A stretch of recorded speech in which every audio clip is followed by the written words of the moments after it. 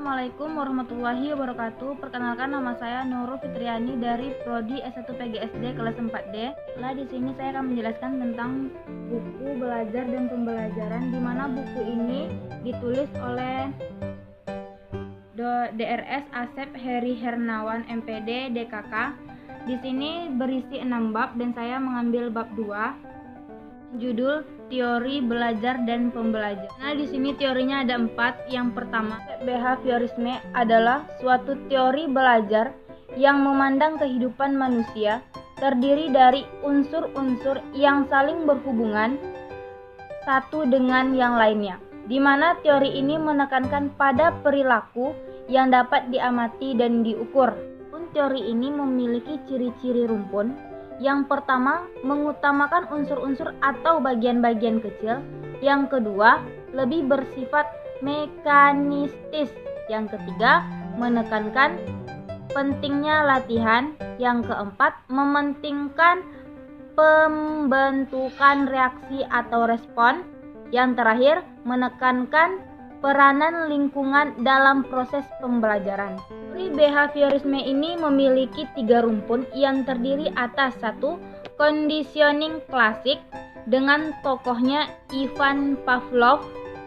Yang kedua, psikologi penguatan dengan tokoh yang terkenal yaitu Skinner. Yang ketiga, psikologi koneksionisme dengan tokohnya Edward L. Thorndike. Yang kedua ada teori koneksionisme. Teori ini merupakan teori yang paling awal dari rumpun behaviorisme.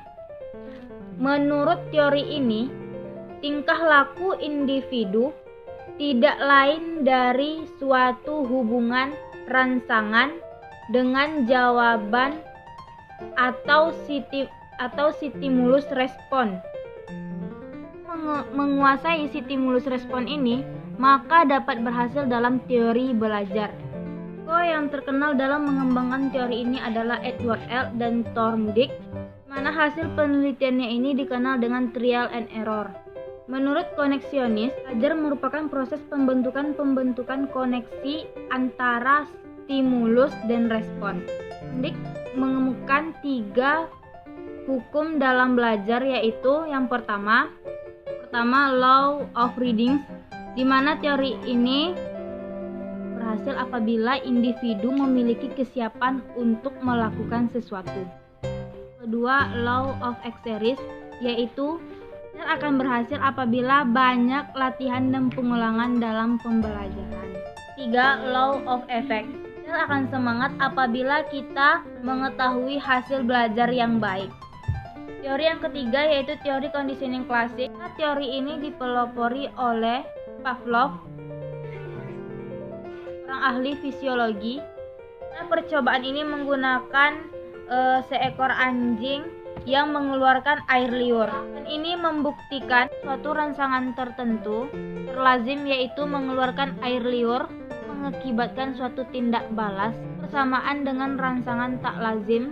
Terakhir atau teori keempat yaitu teori operant conditioning, yaitu bahwa perubahan perilaku merupakan fungsi daripada kondisi atau peristiwa lingkungan.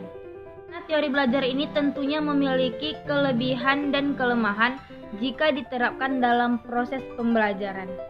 Yang pertama yaitu pembelajaran difokuskan pada cara pencapaian sebuah tujuan yang jelas dan bisa menanggapi secara otomatis segala respon yang diberikan oleh setiap siswa. Yang kedua, yang menekankan pada perolehan kemampuan psikomotor, praktek, dan pembiasaan yang mengandung unsur-unsur seperti spontanitas, kelenturan, refleks, dan tahan.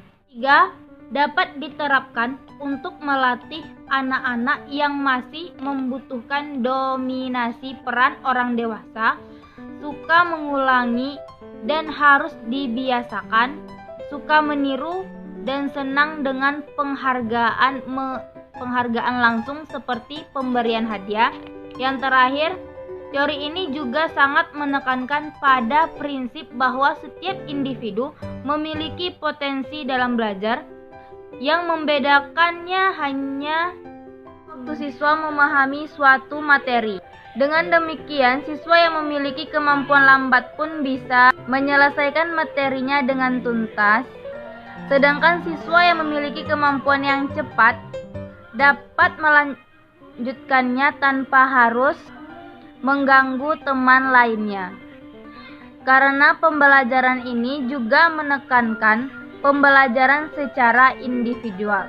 Sedangkan kelemahannya yaitu satu, siswa mungkin akan menemukan dalam suatu situasi di mana stimulus bagi respon yang benar tidak terjadi karena siswa tersebut tidak sanggup menanggapi. Yang kedua, proses pembelajaran bersifat dapat diamati secara langsung, padahal belajar adalah proses kegiatan mental yang tidak dapat dilihat dari luar kecuali gejalanya. Yang ketiga, proses belajar bersifat otomatis mekanis, padahal setiap individu memiliki self-direction dan self-control yang bersifat kognitif, sehingga ia bisa menolak untuk merespon jika ia tidak menghendakinya. Yang terakhir atau yang keempat, proses pembelajaran manusia dianalogikan dengan perilaku hewan itu sangat sulit diterima, mengingat terdapatnya perbedaan karakter fisik dan psikis dalam individu manusia dan hewan. Manusia memiliki karakteristik yang unik.